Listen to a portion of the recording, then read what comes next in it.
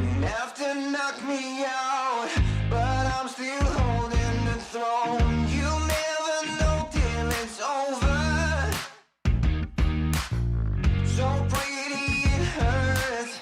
Just beware of the thorns. Hello YouTube. Today I'd like to talk about this cellie of mine that I end up beating up. But it's more about doing stupid things, that led to this. Not all plans work out the way they're supposed to, and I made a lot of stupid mistakes and decisions in prison, that I look back on.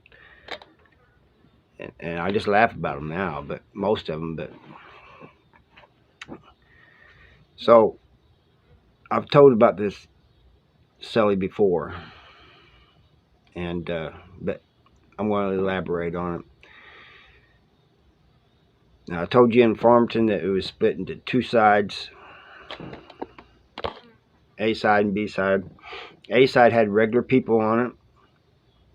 B side had sex offenders of all kinds, all walks. But once in a while, they would have a sex offender on A side waiting to go over to the B side, waiting to for a cell to open. So I had this cellie, and we got along, but we each wanted a different cellie.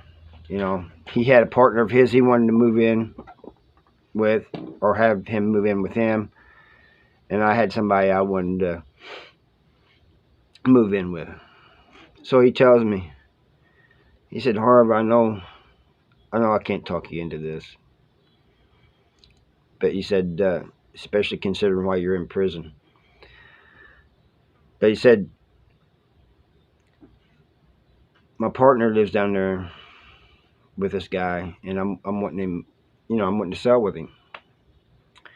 The problem is he's got a chomo in the cell with him." I said, "Fucking, why is the guy even still here?" And he goes, "I know," but he said, "These guys that get in that program on the other side, which is what he's waiting for, if you touch them, you get another case." Oh, yeah. You might get another case anyway, So I told him, I said, "No, I don't want to do that." Anyway, I was telling the guy that I was wanting to move in with about this. He goes, "Hey, they have a good cell. It's in the corner." He goes, "I like that cell." I said, "I'm not moving in with that guy." He goes, "Look, because when you sign a room move pass, everybody involved has got to sign the paper. Like if you wanted to move in with me, I would have to sign it. My cellie would have to sign it. You'd have to sign it, and your cellie would have to sign it." So he convinced me that all I got to do is move in there and make this guy sign the paper, and then get him moved in there. So it's going to be like a three-way move thing going on here. So, it's going to be in two parts. So I went back and I tell my cellie, I said, "Me and dude, we want that corner cell, so I'll do that." He goes, "Are you sure, man?" He goes, "I don't want you doing anything you don't want to do." And he goes, "I'm afraid you're going to whoop this guy." I said, "I can handle it without putting my hands on him, I just tell him he's going to sign the paper." So he said, "Okay." He said, "I'm really not liking it, though, He goes, "I want my partner down here, but," he says, "I don't want you getting in any trouble, So we did the room move. And I moved down there in the corner cell. And they moved me in right before I had to go to work.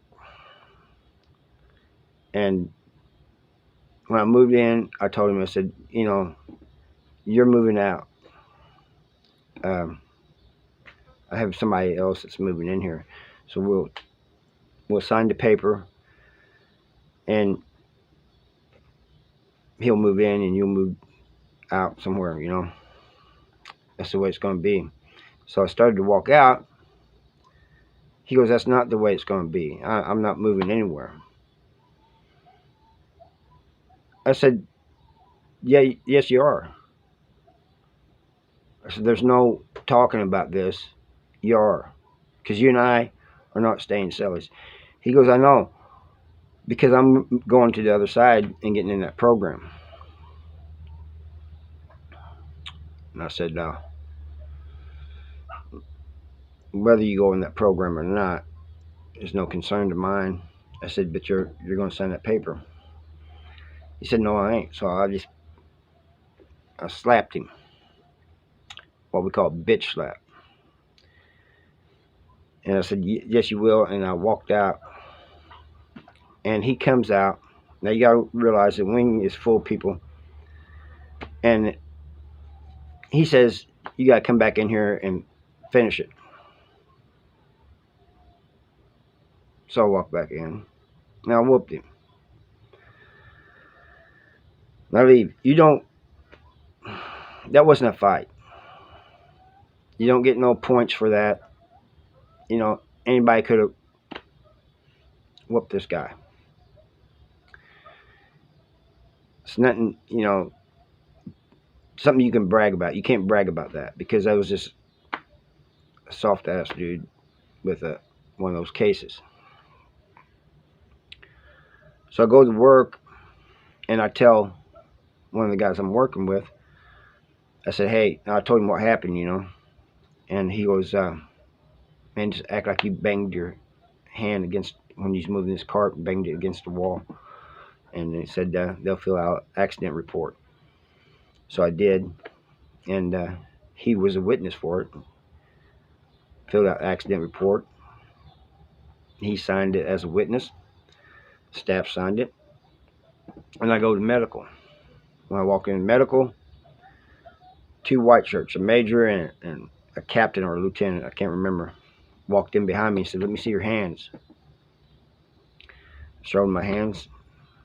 And they said, what happened? I said, I banged my hand down at work. He said, yeah, sure you did. He said, come with us. I said, I got witnesses. He goes, yeah.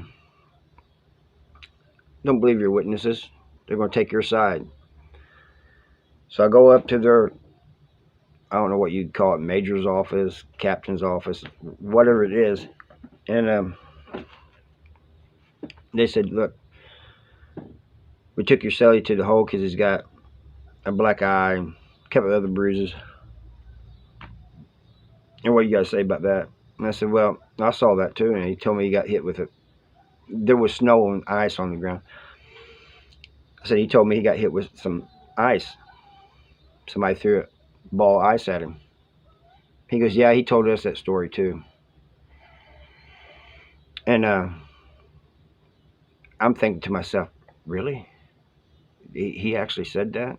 Because I can't believe our stories matched up. Because I just walked out,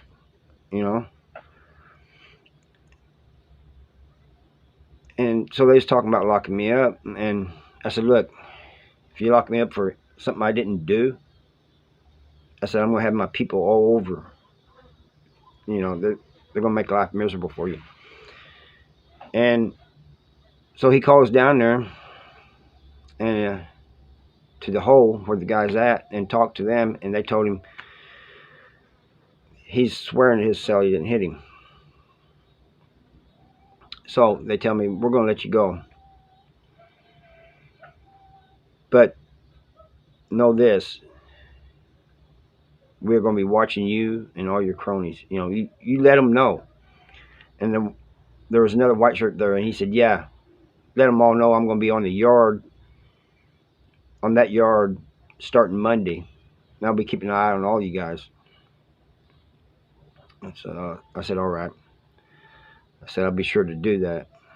And I did. I let them know that. But anyway, like a day later, they didn't put the guy back in my cell. They put him in somewhere else, in some other cell. But what really amazed me was not the, not only the fact that he not tell, but I was in the gym working out, and I just got through telling all these guys about this and how the sergeant's going to be working this side, and he's going to be keeping an eye on all this because we all stick up for one another and we're all into all kinds of stuff, which wasn't true, at least not with me. I tried to stay out of trouble. So we're in the gym, and here comes this guy into the middle of the gym. Now, people like that, they just didn't walk into the gym where the people were working out. Lame, soft people with those cases, it's bad if you do that.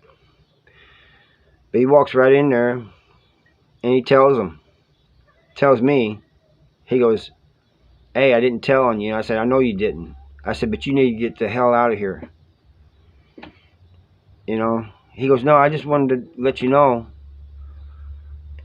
And there was guys that had stopped working out, and they're closing in on the guy, and one was standing behind him.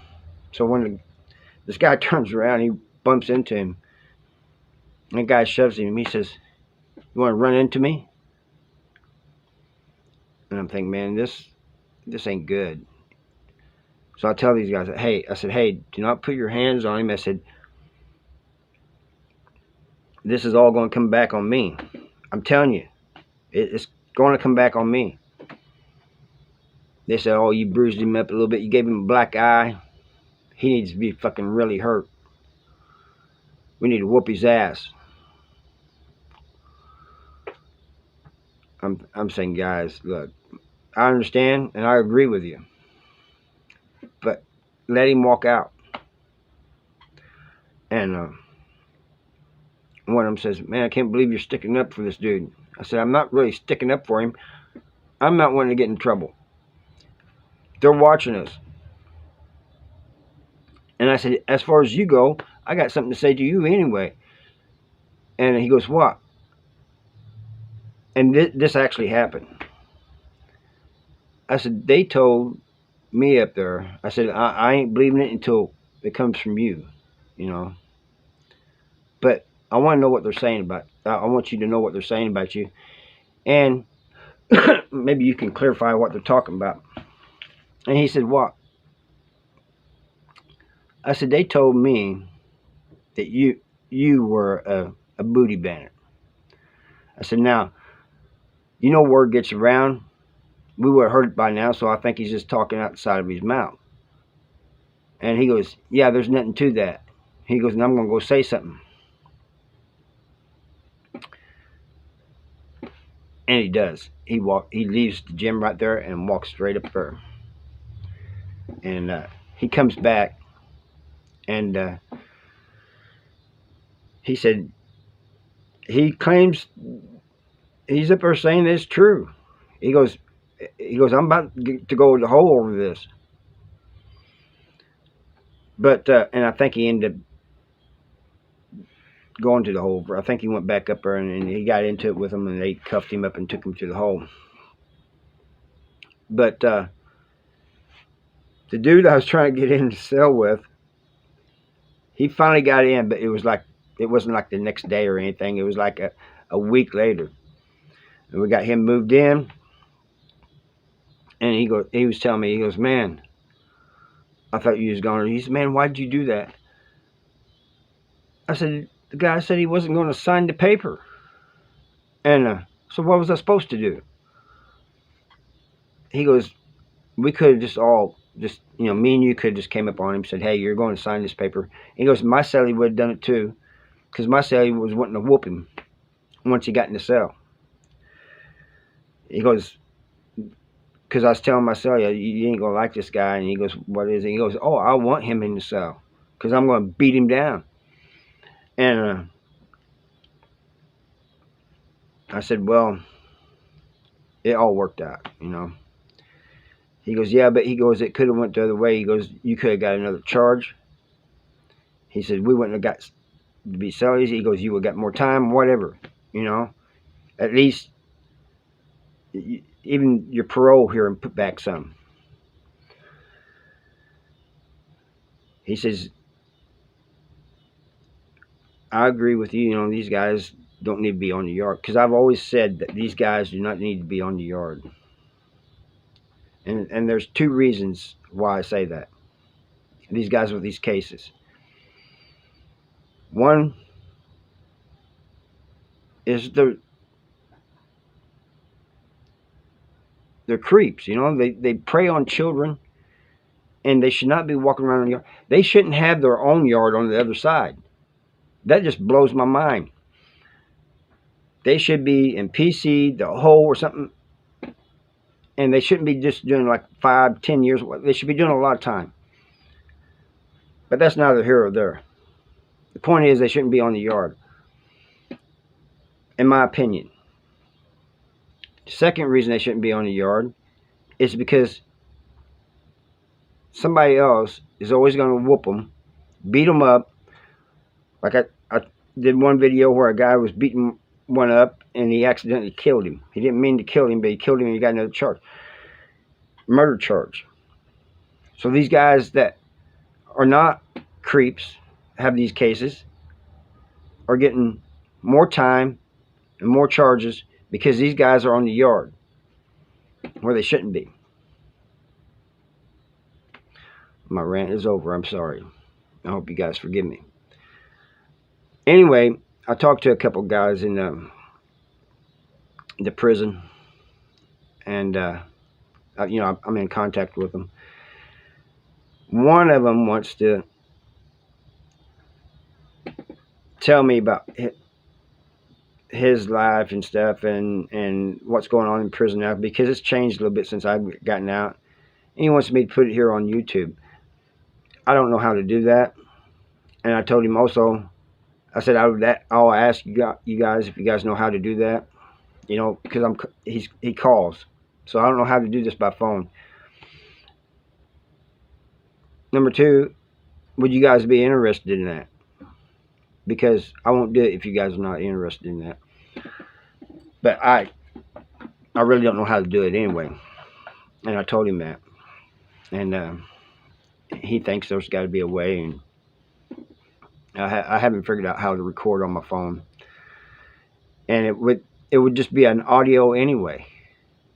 It wouldn't be like a video, so I really don't see the point. But you guys may think different, and if you do, let me know, and we'll see what we can do. Thank you.